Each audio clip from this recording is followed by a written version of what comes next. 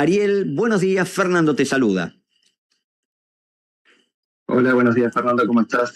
Bien, bien, un gusto tenerte. Sabíamos de estos cambios, justamente hablamos en la semana con la gente de la UART, nos dijo, esta es la persona indicada para contarles de esto.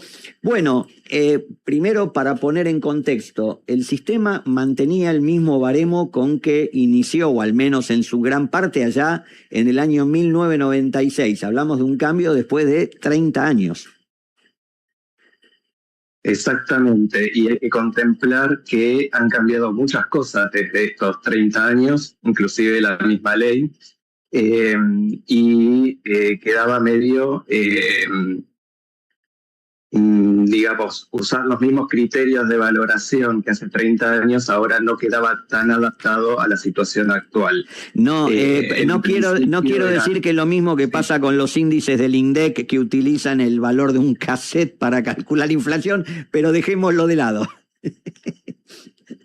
Claro, lo que pasa es que antes las comisiones médicas eran las que valoraban la incapacidad y desde la nueva ley las ART también participan en la valoración, hay más actores involucrados, entonces algunas cosas que dependían de un criterio para ponderar en un valor o en otro, ahora que está más del lado de los intervinientes directos, se puede cuestionar ciertas cosas de rangos de incapacidades. Bien, ¿dónde están? Sí, ¿dónde están, Ariel, los principales cambios en respecto a determinadas enfermedades o determinadas situaciones? Los principales cambios se dan en que el nuevo baremo establece secuelas tabuladas, es decir, con un valor fijo de incapacidad para la secuela. Para dar un ejemplo, una patología de menisco en el baremo anterior iba en un rango de incapacidad que podía ser de 3 a 6%, y así con varias secuelas. Todas tenían algún rango, a veces muy amplio, a veces menos amplio. Y con el nuevo baremo, esta misma patología ya tiene un valor fijo de 4, por ejemplo, ¿sí? Y así con el resto de las patologías. Además, se han agregado más secuelas a las que contemplaba el baremo original.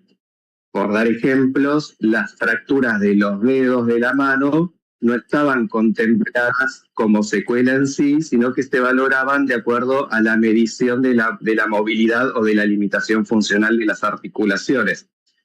¿Eso qué representaba? Que una medición hecha por un médico valorador de tal dedo podía darle en ese día tal limitación, al día siguiente tal vez algo diferente, y otro médico podía valorar otra medición y surgían tal vez diferencias entre los informes de los médicos de parte, médico de comisión, médico de ART.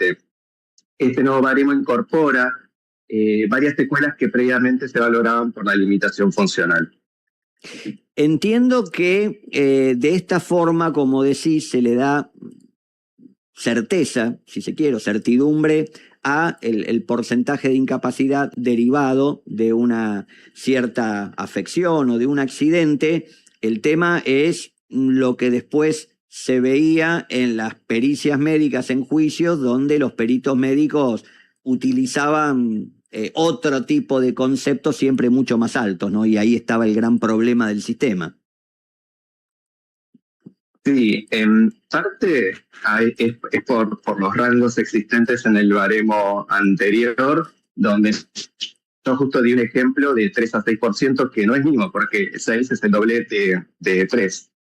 Pero si nos ponemos a pensar en sumar varias secuelas, algunas tienen un rango de 30 puntos, otras de 15, y si sumamos diferentes limitaciones que podemos tener en un mismo dedo, tenemos 3 articulaciones para sumar. La diferencia de 10 grados que pueda medir cada uno podía representar también varios puntos de incapacidad si sumamos varios dedos. Entonces todo eso hacía que podía haber grandes diferencias entre diferentes informes de incapacidades.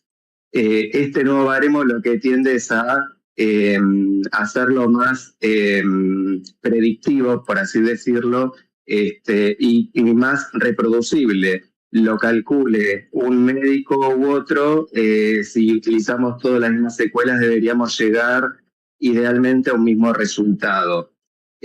Aún así quedan secuelas que se valoran por limitación funcional, ¿sí? Porque no es que hay tabla para cada situación que puede existir. Y de hecho surgen algunos grises donde uno todavía está viendo si va a convenir utilizar esa tabla porque mezcla con otra secuela y hay ciertas situaciones que se van a ir viendo sobre la práctica, ¿no? Pero sí siguen existiendo las tablas de limitación funcional con una diferencia con respecto a las previas del baremo anterior. En el baremo anterior, cada 10 grados te daba un número diferente, o sea que era 10 grados, ¿saben lo que es? Es una cosita ínfima, podía dar un porcentaje diferente. Este nuevo baremo, cuando va a las tablas de limitación funcional, establece un rango de movilidad para otorgarle esa incapacidad. Es decir, que hay diferencias lógicas que pueda tener en la medición un médico como otro y que van a estar encuadradas dentro de ese rango de limitaciones con el mismo valor. Entonces, como que de un lado o del otro, tanto por incluirlo en una tabla de secuelas como por tabla de limitación funcional, sería más homogéneo, en teoría, los diferentes informes de incapacidades que pueda haber entre las partes.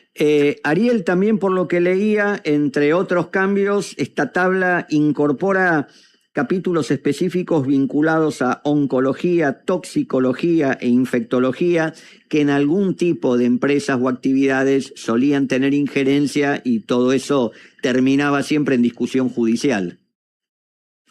Exactamente. ¿Por qué? Porque muchas veces vamos por partes. Infectología, por ejemplo, había ciertas condiciones que realmente afectaban la convalecencia del trabajador, como haber tenido una infección del hueso o de la articulación, y no se veían representadas en el baremo viejo. No había forma de reconocer toda esa convalecencia y todo eso que había pasado por una infección de largo tratamiento. El nuevo baremo sí genera secuelas específicas para estas ocasiones, por ejemplo. También en el caso de algunas infecciones de enfermedades profesionales, como la brucelosis, por ejemplo. En los frigoríficos.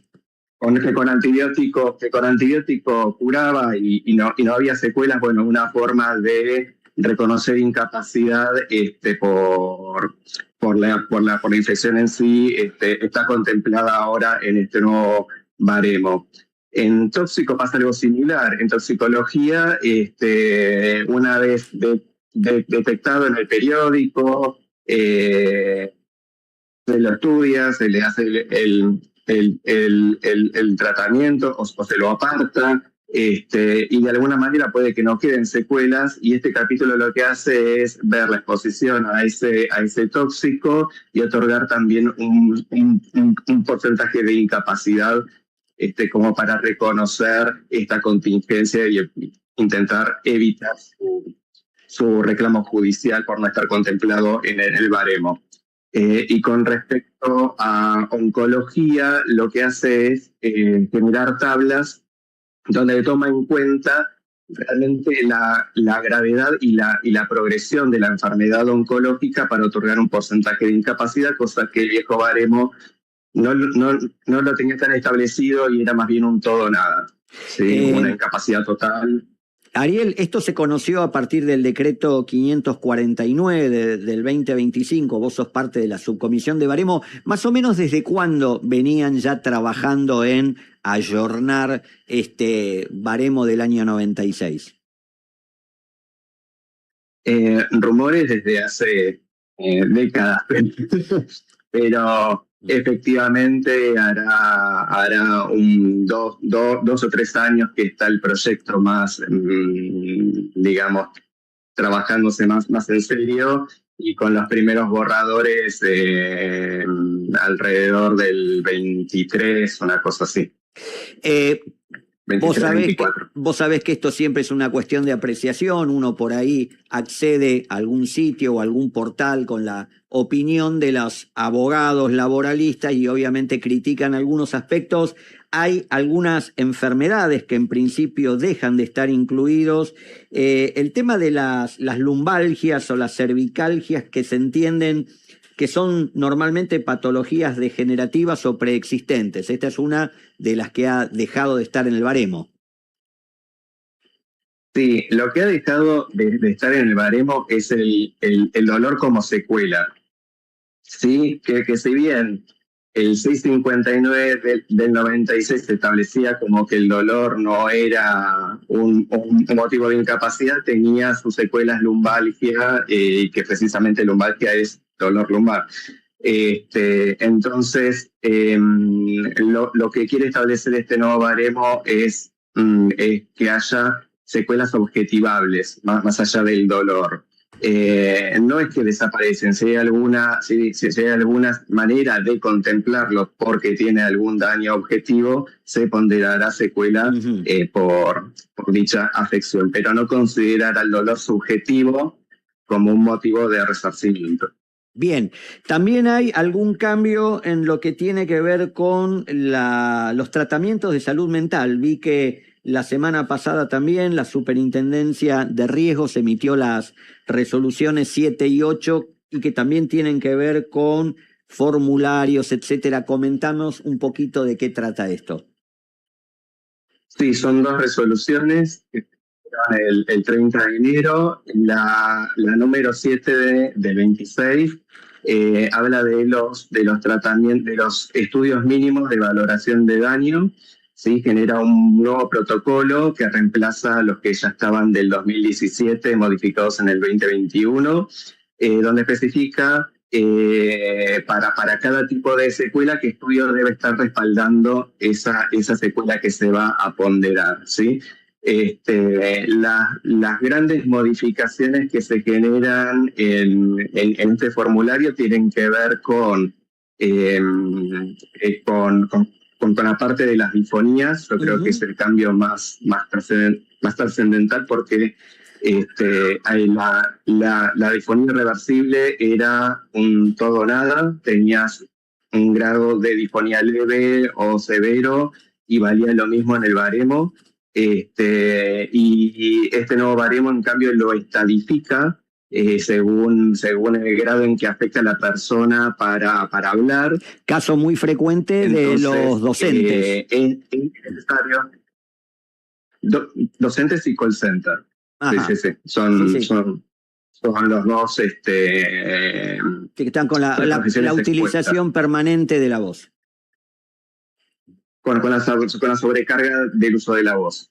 Entonces, como el nuevo baremo establece una estadificación, lo que se tiene que tener como acreditado como estudio es qué nivel de afectación tiene de la voz. Entonces, este nuevo protocolo establece que debe valorarse tanto por otorrino como por fonoaudiología para establecer qué compromiso de la voz tiene, y de esa manera que objetivamente, según ese compromiso, se traduzca en la tabla de incapacidad con el valor correspondiente. El otro, sí. No, te escucho. La 8 es la otra. Sí, la 8 habla todo sobre un nuevo protocolo de salud mental, que eso venía sin modificarse desde el año 2013. El enfoque que le intenta dar es relacionar la magnitud de la contingencia, es decir, no es lo mismo la contingencia leve, moderada o grave, con la sintomatología, con la sintomatología que presenta el trabajador. Por ejemplo, no es lo mismo alguien con riesgo de vida por la contingencia a una simple caída o tropezón, ¿sí? Entonces, hace un cuadro de doble entrada donde relaciona todas estas variables y lo que establece es que para ponderar incapacidad, aparte de tener en cuenta todo esto, se deben realizar las pruebas objetivas como el psicodiagnóstico, que es un estudio específico para encontrar qué secuelas o afecciones tiene, y que tenga correlato con con la magnitud de la contingencia y con la sintomatología que tiene. Inclusive excluye ciertas cuestiones, como diciendo, si es una contingencia leve no puedo tener síntomas psicóticos, por ejemplo, ¿no? Si me doblé el tobillo por bajar el cordón de la vereda, no puedo ahora estar con síntomas psicóticos, y eso de alguna manera le da cierta correlación, discutible, pero al menos está bien planteado y todos sabemos a qué grado se correspondería esa secuela. Mirá, justamente el otro día leía un fallo de la justicia en un caso de una empleada de un local que sufrió un robo, y uno entiende la contingencia, lo que es la situación. Ahora ya plantear una especie de incapacidad importante como asignaban por el hecho, donde simplemente fue el hecho, quiero decir, no hubo una afectación física, no hubo una situación de violencia más allá de la interrupción de una persona armada, pero me parece como que algunas veces se objetivizaba demasiado el riesgo. Total, paga a alguien que no es el juez que dictamina, ¿no?